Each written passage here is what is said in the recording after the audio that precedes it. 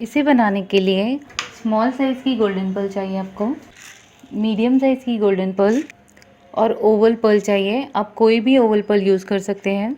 और मैंने स्ट्रॉन्ग जरी थ्रेड लिया है और बीड और पर्ल के अकॉर्डिंगली मैंने निडल को सिलेक्ट किया है।